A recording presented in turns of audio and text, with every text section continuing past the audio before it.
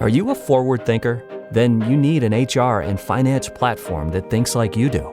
Workday is the AI platform that helps propel your organization, your workforce, and your industry into the future. Workday, moving business forever forward.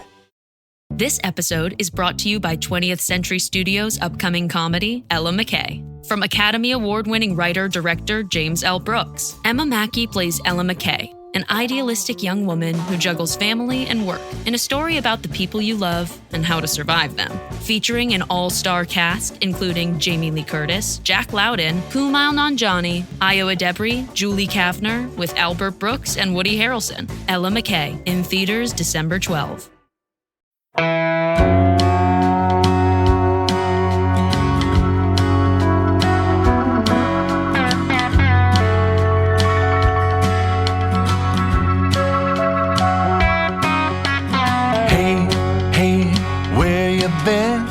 Buckeye Talk is about to begin.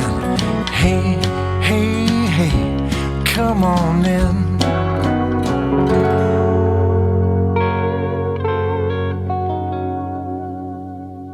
Welcome back to Buckeye Talk. I'm Stephen Means, that's Stefan Krajisnik, and that is Andrew Gillis, and this is your official game preview pod for Ohio State's final home game of the regular season. It's also senior day, though we do know that Carson Hinsman is not planning to walk, so I guess that might be a look inside the mind of the Hinsman family and what they might be thinking in terms of whether that Ohio State starting center will be returning in 2026 or if it'll be a new guy in 2026. I don't think Kenyatta Jackson is walking either, and I think he has another year of eligibility, so that one's another interesting one to talk about. Caleb Downs is not walking, but that gives us no insight into what he's thinking. He is probably leaving, or Reese. If you want to check out some of the third-year guys we talked about, go listen to the Thursday pod, which was also a live show that we do on Wednesday. But I do want to ask this question, though, Stefan. I want to start with you. Michigan's at Maryland this week. Ohio State's hosting Rutgers this week. Are you on alert for the week before the rivalry game trap game scenario? Do you think that can be applicable to either one of these teams this year? If you had asked me last week, if you had asked me last week, I probably would have said yes, because I still thought maybe Maryland was a decent team and maybe Michigan going on the road would be kind of tricky. And then I saw Maryland give up 35 points against Rutgers, and turns out Rutgers is even better than Maryland. So I have to take that back, I guess. Not particularly. I will say I think there's elements to the Michigan game that's more intriguing just because, depending on the status of Jordan Marshall, what exactly does Michigan's offense kind of look like? And I'm already slipping on the guy's name, the guy who would be the starter if Marshall is out. Haynes, we know, is out for at least the rest of the regular season. So I can't remember who their third running back is. Seeing him play against Maryland would probably be, telling him some things. And I suppose you could say the same about Ohio State, right? A big element of their offense is, limited or unclear regarding their status with Jeremiah Smith and Carnell Tate, right? I think the passing game to Ohio State is probably as important as the running game to Michigan. So I probably not on alert in terms of, a trap game and, and a loss for either of these teams. But there's elements, I think, to both games that can be kind of intriguing and maybe telling or provide some answers for what we could see, in the game next week. Bryson Kuzdal is the name of their third running back, who Sharon Moore said earlier this week that if Jordan Marshall can't go, that's the guy who will start. Gillis, are you on alert? Like, is this a thing? I think it depends on what you mean by alert and a thing, because... Like, do you think we're going to... I don't know, we're all walking to this game thinking we're not going to be paying attention to the second half because we're going to be writing stories, but are you like, I don't know, is 2018 Maryland something that can be applicable here? It's certainly more possible for Michigan. Because they're only 13.5-point favorites. I was looking back. So they had this exact same situation. I don't know what it is about the Big Ten wanting to schedule these teams at Maryland the week before they play. Ohio State did it in 22. Michigan did it in 23. Michigan's doing it again in 25.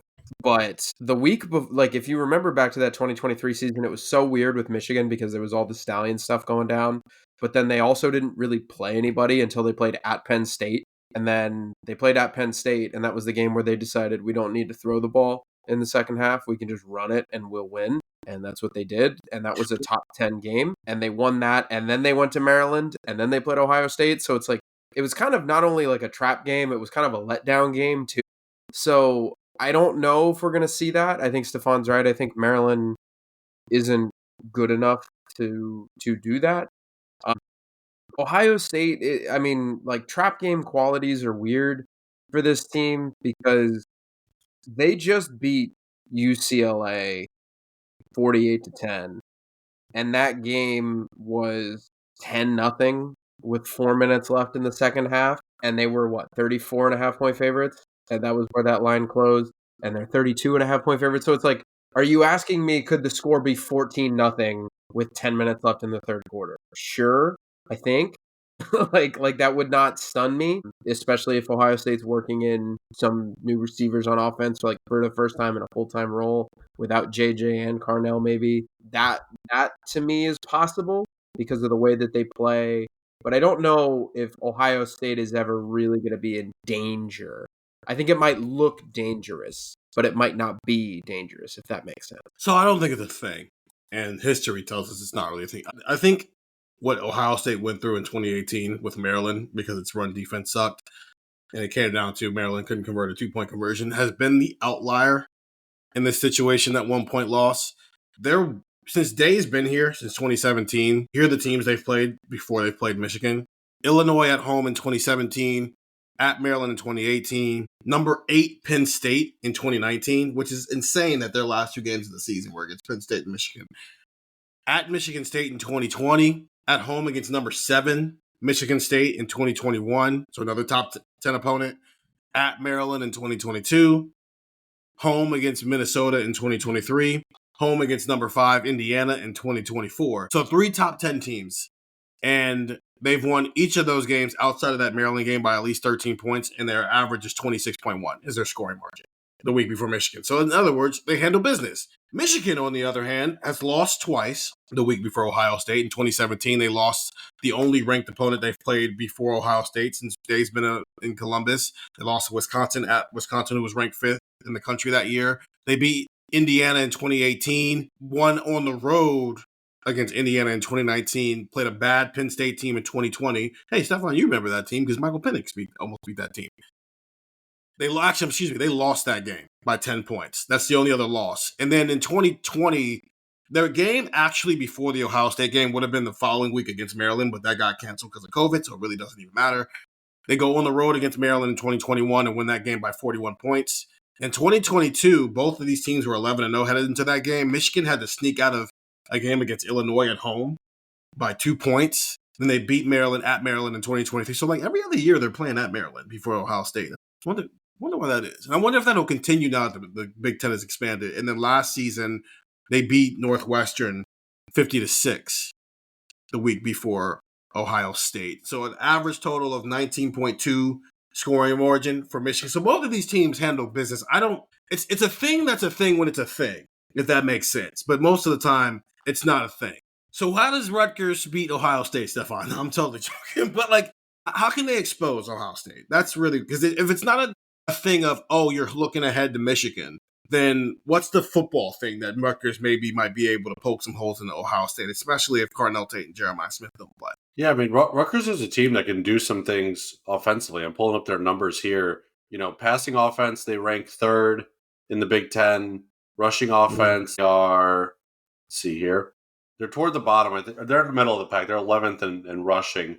But with KJ Duff at receiver and Ethan oh God, that's a struggle. Ethan Kaliak-Manis at quarterback, they've got ways to maybe exploit you a bit on defense. And what that looks like, I don't know, because I think Ohio State has the best defense in the country, and they could probably, limit to what extent the Rutgers offense does something. But it can at least, Rutgers on offense can at least do some things where if Ohio State's offense isn't pristine, and it might not be, right? We saw, Ryan Day talk about, maybe a need for better chemistry between Julian Sain and some of the other receivers. It might create a situation where Ohio State's got 14 points on offense, but Rutgers has had a drive that looks pretty good, and now it's 14-7, and you can't really take your foot off the pedal. You can't take Julian Sain out of the game. You can't take the starting offensive line out of the game, and you get to the fourth quarter, and it's like 28-14, and that's still maybe a little too close for comfort to take out some of the starters. So I think Rutgers offensively can do enough to force Ohio State to keep his starters in. And I think a big objective for Ohio State in this game is get the hell out of that game healthy and get yourself to Michigan week, right? With everything that Ohio State's dealing with, whether it be, actual injury concerns with Jeremiah Smith and Carnell Tate, or lesser injury concerns with, Julian saying pulling his ankle a bit against UCLA, right? Like, I think the quicker you can get your starters out, the better that this week's going to be for you. And if Rutgers offense is able to put a touchdown or two on the board on an afternoon where Ohio State's offense is maybe struggling a bit with chemistry and momentum, and it's kind of just clunky at times, yeah, this could become maybe not a threat, but an annoyance for Ohio State. Yeah, I think that you can make a case that Rutgers is the third best offense they've played this year. I don't think that's far off base. I think Illinois is probably number one because Altmaier's probably the best quarterback. And then I think Rutgers is in a conversation with Washington and Texas. So you're just talking offensive firepower. Maybe. I would still pick Texas, but I just think Ohio State had them on. I just think Ohio State had them locked down and Arch Manning in prison. It's funny Stefan said, it's funny Stefan said that because I literally sent a text to somebody before the game who was, that we were talking about the game, and I said, yeah, Ohio State's played slow all year, which is why they've had more unders, and this may be a real, quote, get me in and get me the hell out of here performance. I think that could be it, where it's, gasp, Ohio State punts, right? Like, gasp, Ohio State doesn't score a touchdown on every single one of their drives. Oh no, the horror, the humanity. And it's like, all right, well, Ohio State goes 5 plays and punts, and they get the ball first. And then Rutgers and Ethan Kalik-Manis shows up, and they put together a fun little field goal drive, and it's 3-0 Rutgers with 5 minutes left in the first quarter, and then Ohio State scores, and it's the end of the first. All of a sudden, it's 7-3. And then it's like, wait a minute. And then I think Steven has made fun of people about this, where he's like, yeah, it's like everybody that's not watching this game right now is looking in going, Ohio State's struggling. It's like, okay, well, Ohio State's had 1 possession, and I think Ohio State would love nothing more than to get everybody out of this game, than to get everybody off of their feet by the second half, to just say, let's focus on next week. Let's stay healthy. Let's not have to deal with the second half game. But Ohio State has played slow this year, undeniably. And all it takes when you are playing slow is 1 or 2 things to not go right. And all of a sudden, it's like I said, it was like 10-0 or whatever it was against UCLA with 4 minutes left.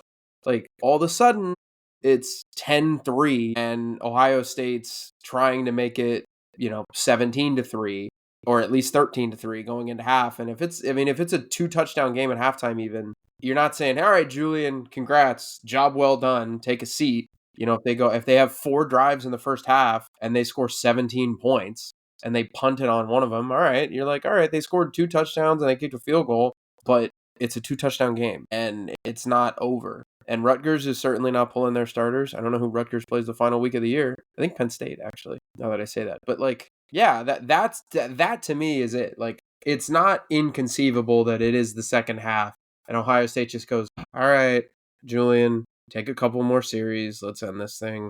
Let's go do this. Because I think they would personally love to get Keen Holtz and the entire group in there as early as they can. So here's what I think. Oh, that sounds great and all. I have 2 takes.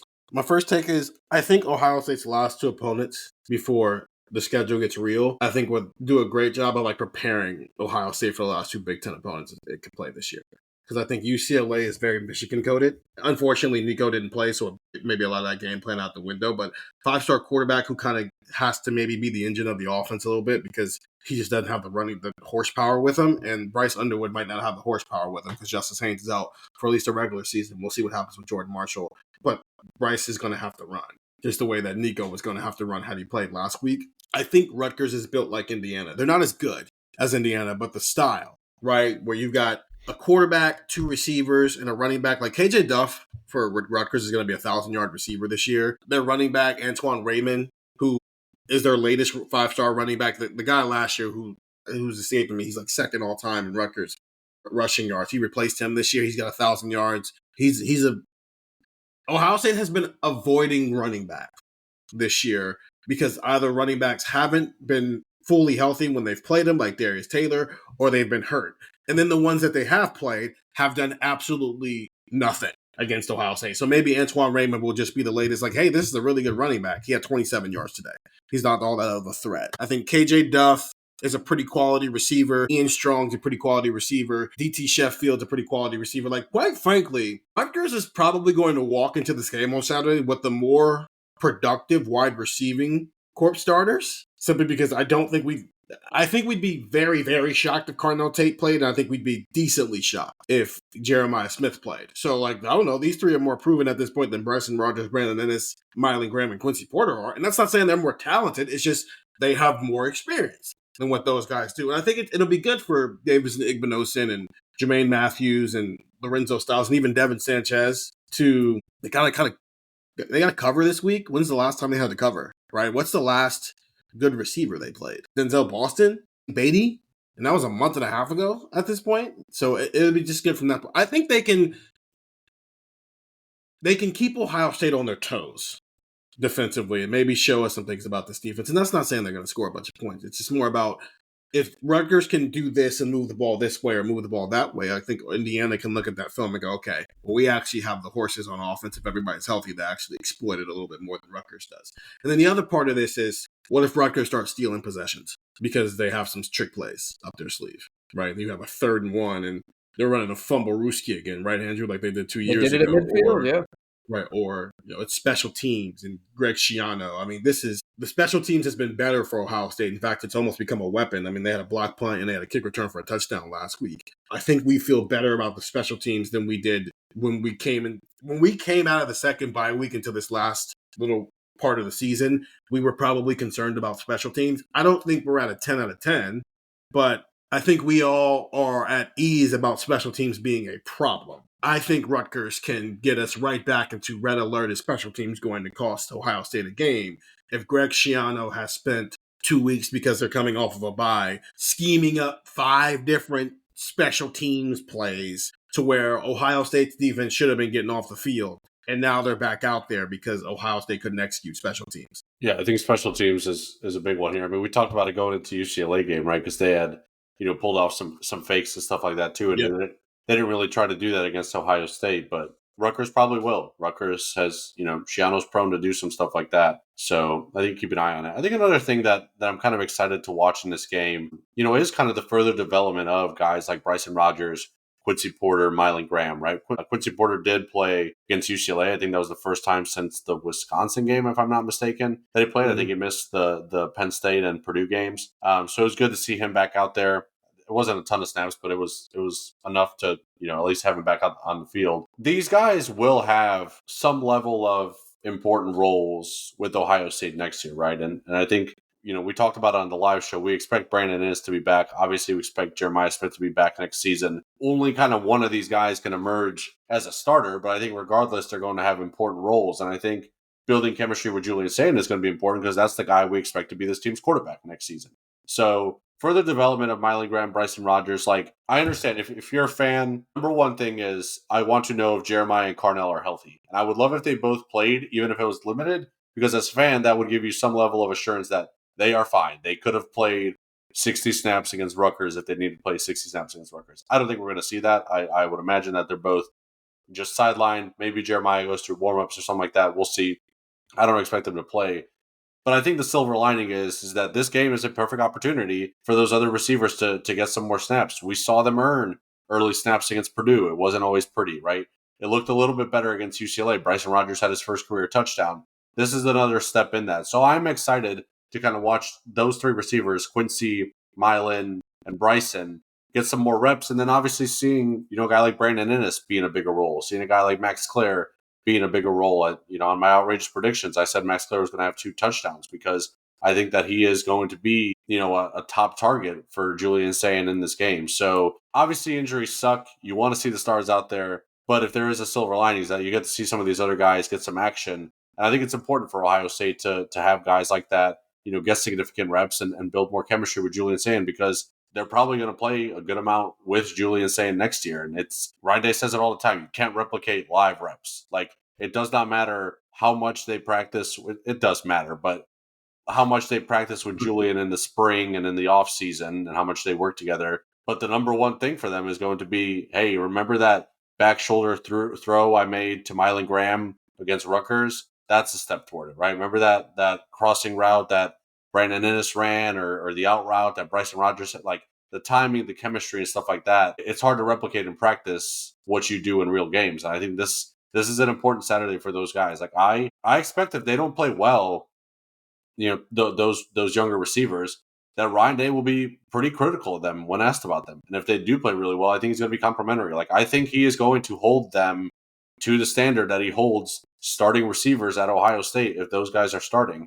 And I look at them and say, you better be on your A game, because everyone's going to be watching and everyone's going to be interested. What do you guys look like, knowing that you're going to have bigger roles next year? And it's interesting too, because like it's both a short term and a long term thing that he's going to be holding them to, and I think that's why he would do it. To Stefan's point, because with injuries, kind of what they are, like, okay, you are, as you have seen, as has played out, you are one snap away from, we need you, and it's 21-21 against Indiana in the fourth quarter in the Big Ten Championship. We need you, and it's 14-10 in the third quarter, and you're beating Georgia. And not just those guys, but hey, now you got to play, hey, we need Peyton Pierce to step up. And just because, something happened with Sonny or whoever, just, hey, we need you. Like, you need those guys to be ready, and you need them to step up in the short term. But I made this my outrageous prediction for a reason. I picked Zion Grady, and I talked about him for a minute.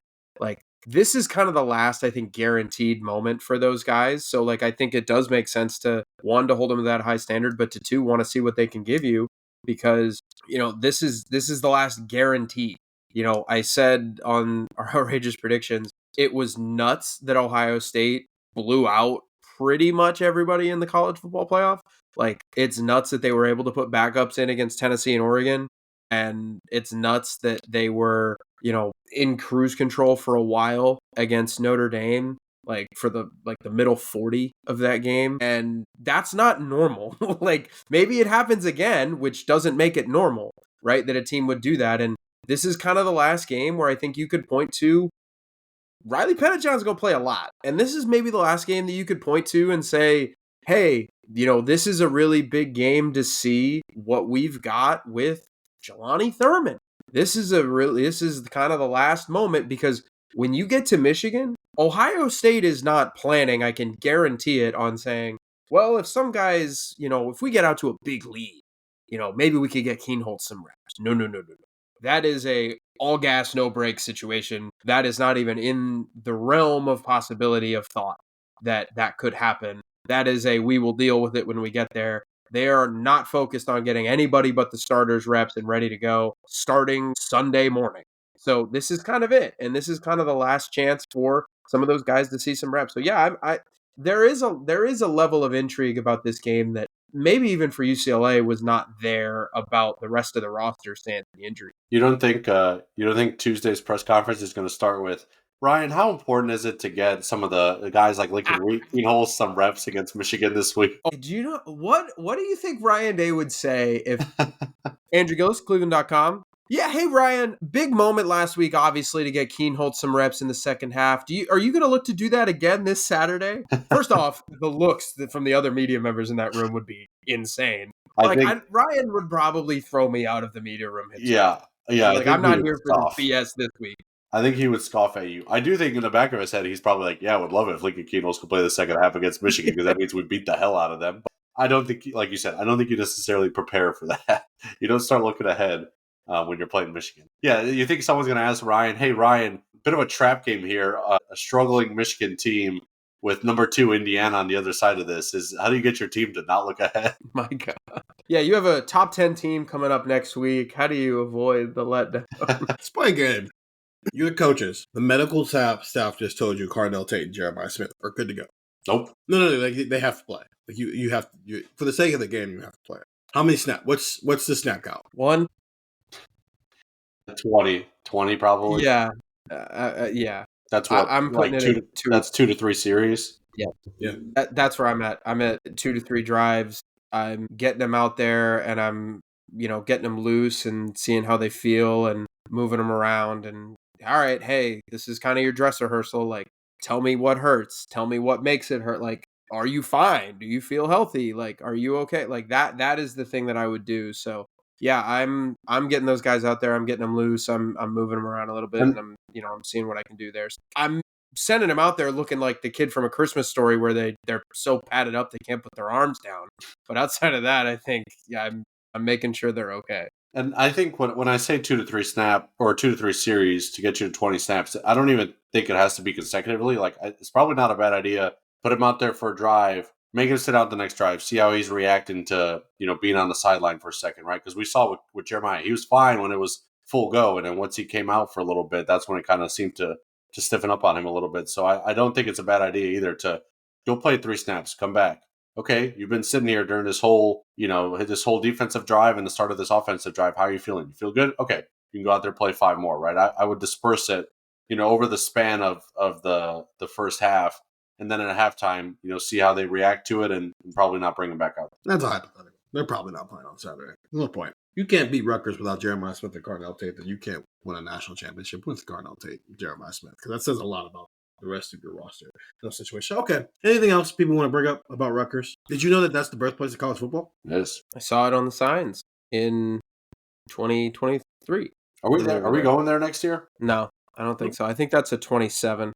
They're not, unfortunately. No, you don't get to see the birthplace of college football. What's going to be the that is 27 football? Dallas, where they host the next college football playoff rankings. Isn't that where the meeting room is? Yeah. Well, no, the death of college, whatever boardroom that the suits decide that there should be a 2014 playoff, because that somebody's going to be sitting there and say, "Hey, what's wrong with 32?" I think they did that in Charlotte this past week. So okay, so Charlotte, North Carolina, maybe wherever. I believe it's UC Investments. They're somewhere in California. Maybe that's where the death of college football begins. The private equity deal. Private. Also, maybe Birmingham, Alabama, SEC headquarters. Maybe that's just where it all ends. I just think it's hilarious that why isn't the SEC championship game in Birmingham, Alabama? Why is it in Atlanta? What stadium are you going to play it in? Well, yeah. Build one. You got money. The UAB stadium is going to host the SEC championship game. Which, okay.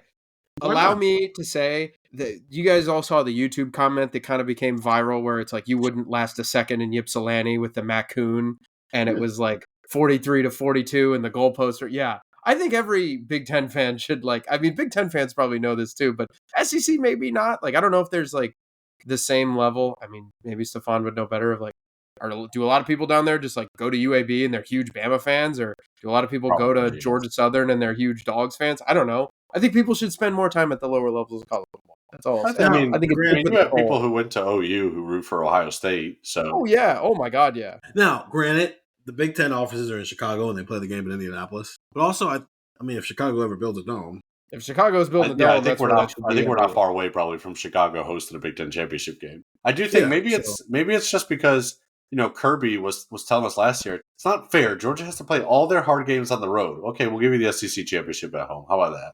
Big Ten championship game is also not going to be just in Chicago. It's going to be in Vegas. It's going to be in we're not far DC. Away. Maybe it's going to be everywhere. SoFi. I don't think they're going to do that with the Big Ten. All the teams are still on this side of the. That's putting it out there would appease 4 teams. And I mean, they put the Big Ten Media Days in Vegas, and everybody hated it. So I don't know if it's about appeasing. How many? Is it about appeasing the teams, or is it about the Big Ten having a game in Los Angeles? How many dollar signs are you spelling Los Angeles with? Because that might have something to do. with it too. I don't know if it's going to make any more than it already makes. We know at least it's not. I think it's either through 2028 or 2030 that they've had the extension with Lucas Oil. So it's not. Yeah. What we're talking about here is not an immediate. Imminent, but no, it's not. But also, I don't know. I mean, are you going to make basketball's already playing like in Minnesota? They're playing in Vegas. Yeah, but I think it's but that's like a tournament. That's like multiple days versus 24 hours. Because it's really not even. It used to at least be like a 2-day thing because you would go on Friday. There'd be a presser. And then you go to the game all Saturday. It's not even a Friday presser anymore. I don't know if the reason to do it is for money. I don't know if you're making more money by moving. I mean, you would make it an event for the fans. 4-5. Right. That would mean bringing back things that they don't do. I think they have like the Jam Fest thing on Friday or whatever during the. I don't know. I haven't been there since 2020, and I haven't been to a normal one since 2019. So I couldn't tell you what happened. True. We also haven't. I mean, we have to take into account there might be play-in games real soon where Maybe That's it what is. I'm saying. Maybe it is Big a Six, tournament. 4-5, Maybe there baby. are 2 or 3 Big Ten play-in games taking place at SoFi Stadium. Yeah, listen, if they have playing games and stuff, I think that would be a fun thing to do. Yeah. Is if like you had those at different stadiums across the country. Yeah, Yeah. but I don't know if we're keeping to this model of just like a Big Ten championship game. It's like also like you get to tell like right like what's the top 4 right now? It's Ohio State, Indiana, Oregon, and then Michigan. Illinois, Michigan. Yeah, it's like, hey, you tell 3 Midwestern teams, you guys want to spend a weekend in Vegas? You guys want to spend a weekend in LA? They're probably going to be like, yeah, it might not be the worst thing in the world. No, they're gonna say no. I actually did it. They want to get back. No. I don't think Yeah, they're Ryan, gonna say Ryan maybe. would hate that. I think you are I don't. applying. Maybe. I think you are applying the logic of someone who is just going to be able to enjoy the city to a football team. They're not enjoying the city. They're going there. They're to watch their eating in team the- play. Yeah, Who? the fans are. The fans, Well, yeah. the fans are. The football team's not. The football team doesn't want that. The football team just wants.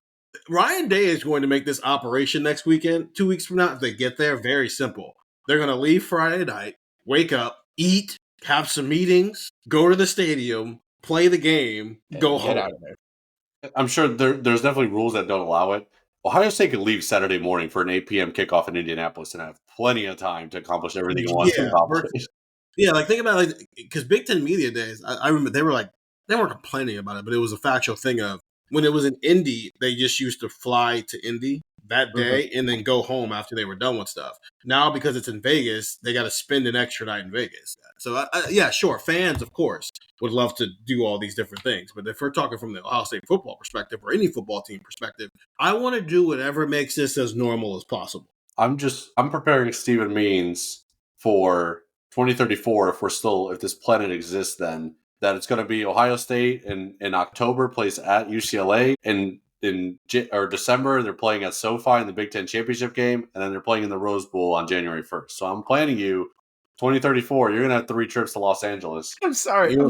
Stefan going, if this planet exists. Listen, man. It's a little like Mike It's McDaniel 2025. thing. You confident everyone's making it to 2034? Was it Kyle Shanahan? I think Kyle Shanahan and Mike McDaniel. I mean, maybe that's the secret sauce to be a good offensive mind in the NFL. They were just basically like, I don't know. What's the plan for this weekend? I don't know. We could all be dead. We couldn't be here anymore. I mean, it's a possibility. I mean, we could all be alive too. Like, it's all a possibility. Who knows? It's the future, man. You're right. I mean, if they do move it, I'm just also preparing for the traditional Big Ten team, who's clearly better than the West Coast team they're playing in the Big Ten championship game, to be very annoyed that their fans have to spend significantly more money to get to this game than the West Coast teams does. When the other way around, it's like, okay, it's for you. You'll be all right. It'll be That's Ohio all. State, Penn State playing in LA. And they'll be like, come on. We'll all be looking at each other like, why did we do this? That's what it is. I do like the idea of, and you can't do this because obviously when you're working with stadiums, you have to schedule around other events they have, right? Like Lucas Oil Stadium, because they're a Colts game that opened that weekend. Though most of the time it's Colts. I mean, they play on Sunday, so it doesn't matter. You have to work around those different things. But I do think it would be cool if we got to a world where whoever would be the like pseudo 1 seed in the standings, the game was in a dome closest to them. So like, you have UCLA. Can you imagine Ohio State's home field in Cleveland when they build that stadium? The Haslam's can. My God. I think that would be cool because, like, think about it, like Minnesota. They would never do that though, because you want people to book stuff like far in advance. Right? No, it's like logistically, it's not possible. But I think it would be cool if, like, the Minnesota Golden Gophers were the best team in the Big Ten this year, playing the Big Ten championship game. They just get to go down to the Viking Stadium and play the game. Like, they don't have to worry about that. But obviously, yeah, you're right, Stefan. That's too many logistics that have to come into play that you can't really do with those situations. The Big Ten couldn't even get the Christian convention out of the way so they could do Big Ten Media Days in Indianapolis. So Big Ten not always the best. Yeah, that's the thing. The plan to go to Vegas wasn't just some like spur of the moment. Hey, I have a good idea. I was like, oh, we need a new venue. Yeah, we forgot to book Lucas Oil Stadium. Yeah, so it'll be. I'm about 95% sure we're gonna be back in Indiana next year. Got to make it this year. Darn. I mean, not really. I mean, the combine's still there, and that's true. Big Ten Media Days. Well, combine's not moving. Yeah, NFL's never moving that thing. They love it there. Well, that was a random conversation. Ohio State plays Rutgers on Saturday. You can already tell where our heads are at. We're thinking about the future. Told you, we're already looking past the Michigan game. We're looking past the Indiana game. We're looking at 2035. Forget this year. Is Ohio State going to win it in 35? And who's the 7-year-old that's going to be their quarterback by then? Ohio State coach RJ Day leading his team. Be like 26. What do you mean, RJ? And Ohio State offensive coordinator RJ Day leading his offense. The day we get a 25 Billy Fessler's 40 years old. Yeah, Billy Fessler's our age. Yeah, but he's the quarterback. The day we have a coach of a Power 4 school that's like 26 years old, that's going to be a wonderful day. Probably There's not going to be a lot of people. See, I told you he couldn't handle it. He's not mature enough. Rutgers, Ohio State, Saturday, noon. I don't know how we got that far off the path. People probably checked out, and that's okay. We're going to take a break, and then we're going to come back and give our scores here on Buckeye Talk. Don't chew on that, Max. Cooper loves that shoe, too. Oh, now he's into Cooper's food. Wow, he is loving it.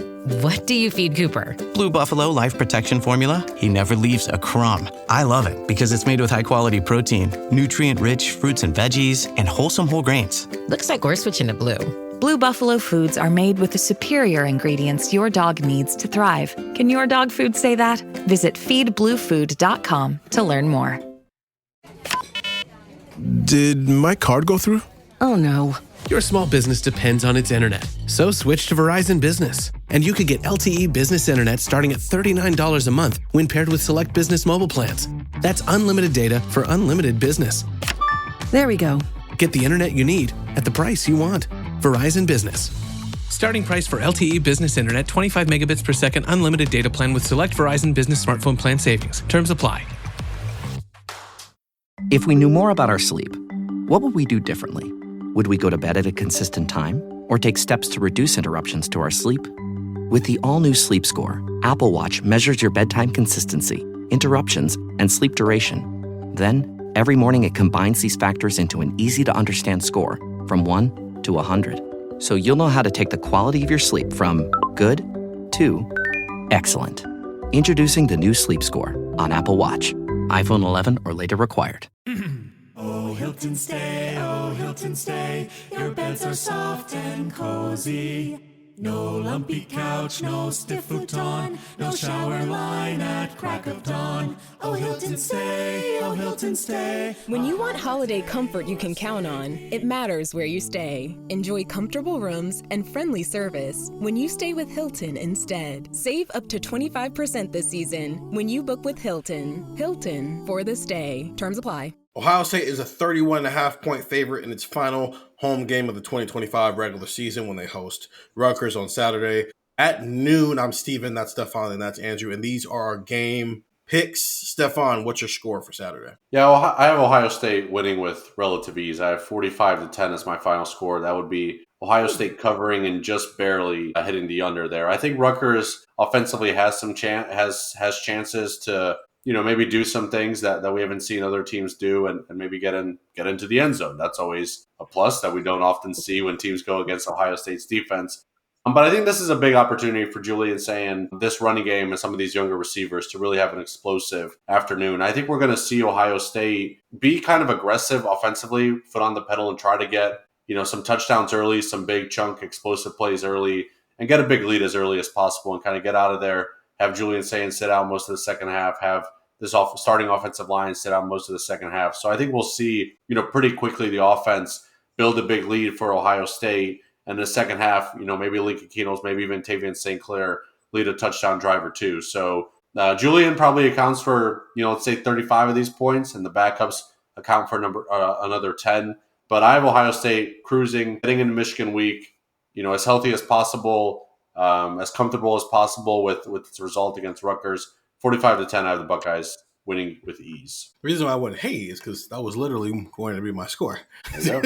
And the reason why is Ohio State's averaging 44.8 points per game in the game before Michigan since Ryan Day took over the offense in 2017, first as the offensive coordinator, and obviously 2 years later in 2019 he takes over as a head coach. 44.8 points is what they're averaging. They're also giving up 18.6 points per game, but you take into account that the defense has gradually gotten better throughout the years, and so I just took away essentially the 8 or 9 points away from Rutgers to give them 10 points. Ohio State's handled its business this year, and it's not always a fun watch, which has led to people going, hey, confession, I've not watched Ohio State play a single snap this year, but I don't think they're a good football team. I don't think their quarterback is very good. It takes people who are having them at Ohio State right now are just egregious. They're just good, and they take care of business every week. There's no funny business with them. Sure, there are times where it's 7-3 at the end of the first quarter, but we also have to take into account that the new clock rules mean that a team can eat up 9 minutes very easily if you just get 2 first downs or something like that. And that can sometimes happen, and it can take you a little bit of time to get to a rhythm, but then you'll blink and all of a sudden it's 35-6. Or something like that. And that's how I'm envisioning this game playing out. Maybe they don't come out guns a-blazing and they're up 21-0 with 4 minutes left in the first quarter. But over time, you'll look up and it'll have been a one-sided game that Ohio State controlled the entire time. No funny business. Get in, get out, move on to your rival, and move on to bigger and better things. 45-10, Ohio State covers, but it is the most sweated out under you could possibly have. Gillis, are you joining the trend? Ohio State covering, but also it's the under, which has been the theme for most of the year. I do think we're going under. I don't think Ohio State covers. I have Ohio State 38-10. Kind of the same idea as you guys. Like, I mentioned this on the pod, so please go listen to the pod wherever you get your podcast. But Ohio State could be on their third drive of the game, and it could be 14, and there's 5 minutes left in the second quarter. Like, there could really not be a ton of time. We saw that against UCLA, where it was a 2-score game, and Ohio State had a very, very, very long drive that really just kind of ate up a lot of clock towards the end of that first half. It kind of went like, oh no, Ohio State's not going to cover, and they did because they beat UCLA 48-10. So I think this is another one of those games where it's just get in, get out. Like, don't get anybody hurt, try to jump on them early, and then kind of cruise. But I do think Rutgers is going to show up and have something for Ohio State. I think that's a Schiano-led team. Stephen, we were talking on the pod about, kind of that like fake trick play that they ran, which I think was the longest play or the longest run that the 2023 team gave up. It was the first play of 40-plus yards that they had given up all season. Yeah, like something like that weird happens, and then I think you're inching closer. It's a lot of points to talk about an Ohio State cover, so I have Ohio State 38, Rutgers 10. All right, so those are our game scores. Ohio State, Rutgers on Saturday at noon. What channel is this game on? It's on Fox. Fox? Is it Big Noon kickoff? It's the Big Noon game, but Big Noon's not on campus. Big Noon's down the road in Cincinnati. Yeah. So are Gus and Joel going to be calling this game? Yep. Use your words, Andrew. We were all looking at you for the answer. Yeah, I don't know. Yeah. Oh, they are? Okay. So it's Gus and Joel time for the next 3 games, barring something crazy happening. Yeah. All right. Barring something crazy happening. Well, I mean, the next 3 is, I think it's the next 3. Yeah. Because the next 3. Yeah, they have the Big Ten. No, I think the Big Ten is on CBS, actually. That's what I was thinking, yeah. No. It's on Fox. It was on CBS last year. Sure. And I think they're alternating it now. Well, this week's on Fox. No. I mean the Big Ten championship game every week. No, I know. Every year. So noon 8, as long as Ohio State takes care of business. And if they don't, it'll just be – it still might be noon. Yeah, it just kind of depends on some other things if Ohio State doesn't take care of business. But we all picked them to take care of business. See you after the game. Stefan, Andrew, Stephen.